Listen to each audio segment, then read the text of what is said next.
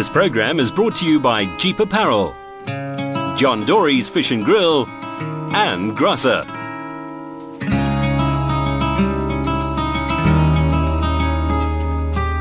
Fly fishing has a heritage of almost 500 years.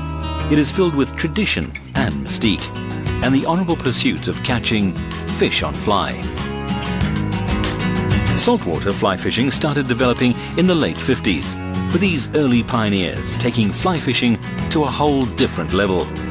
They proved that the species we target on fly are only limited by the boundaries we set upon ourselves. People often ask us, why do we do what we do, and what drives us? Some say how great it must be to live your passion. But for us, it's more than passion.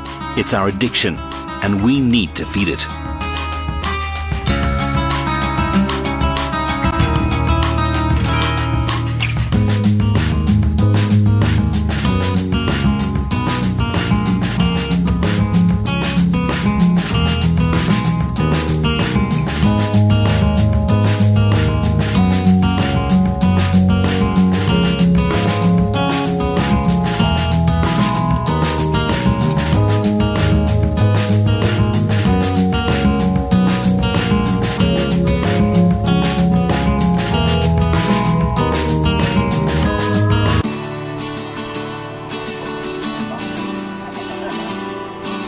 Well, it was quite an interesting session. We decided to go exploring, look for some new territory, and we got stuck trying to get across, looking at secondary lagoons, and the tide was going out quite rapidly, so we had to change our game plan, run all the way around the island. Eventually we got there, and it was just as we expected to be, lots of GTs, so we had very crazy action in about an hour and a half.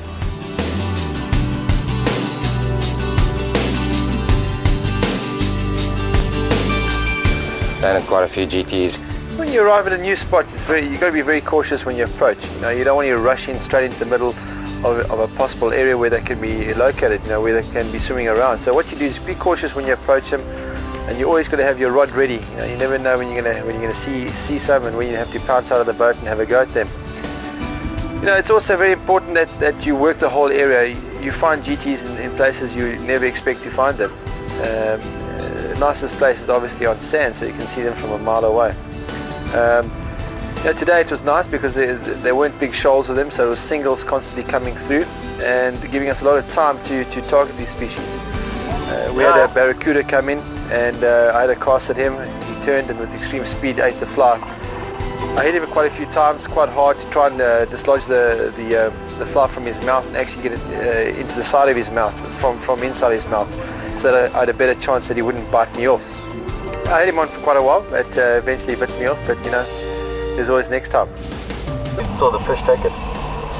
Beginning of the day, you want to sort of figure out how spooky the fish are. Sometimes you will have fish being very spooky for no reason.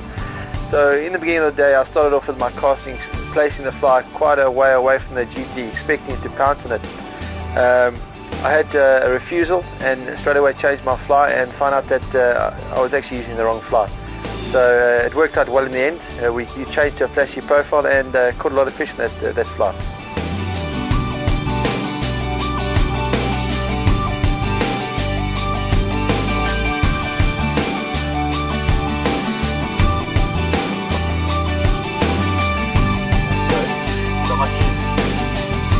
Got it.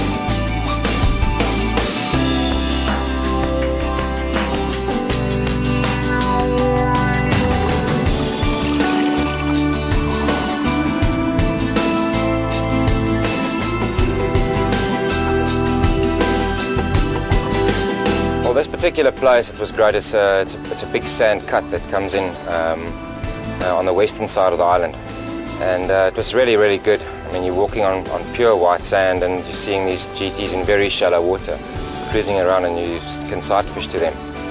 It's probably the best kind of fishing that one could hope for. You're casting about 5 or 6 yards away from the fish, and they turn and just come and annihilate the fly. That's awesome. It doesn't get better than that.